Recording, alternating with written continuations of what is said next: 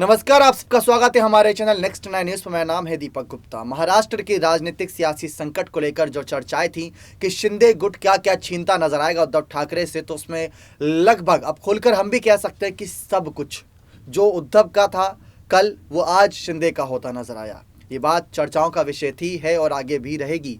पहले विधायकों को छीना, उसके बाद निगम पार्षद, उसके बाद सांसद, उसके बाद समर्थक, सब एक एक करके शिंदे के पाले में जाते नजर आ रहे हैं। और अब तो शिवसेना का चुनाव चिन्ह भी ऐसे मुहाने पर खड़ा है कि शिंदे गुट की तरफ कभी भी जा सकता है, क्योंकि बहुमत लगातार बढ़ता जा रहा है शिंदे का।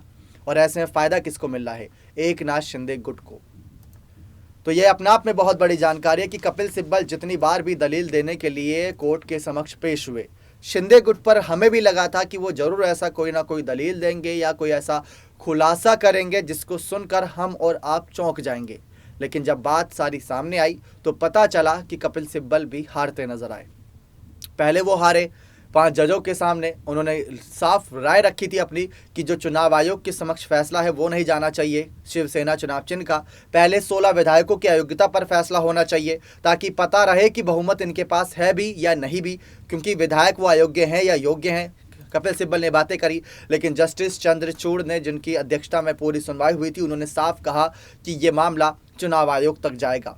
शिंदे गुट वहां जीत गया। इसके बाद दिल्ली हाईकोर्ट का दरवाजा खटखटाया गया 15 नवंबर को। वहां पर भी कपिल सिब्बल के तमाम वकीलों के द्वारा ऐसी बयानबाजियां रखी गई, जिसकी वजह से याचिका को खारिज कर दिया गया। कोर्ट ने उसको सब गलत ठहराते हुए, चुनाव आयोग के पास जो मामला गया है उसको सही ठहराते हुए, यहाँ पर आगे की जानकारी देते हुए यहाँ पर तमाम बातों का खुलासा किया।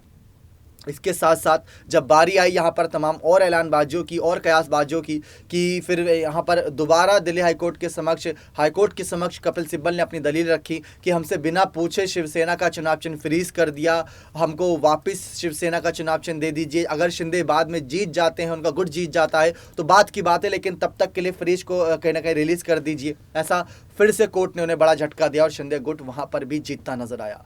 तो जब जब बात आई शिवसेना के चुनाव चिन्ह की, तब जीत होती नजर आई शिंदे गुट की।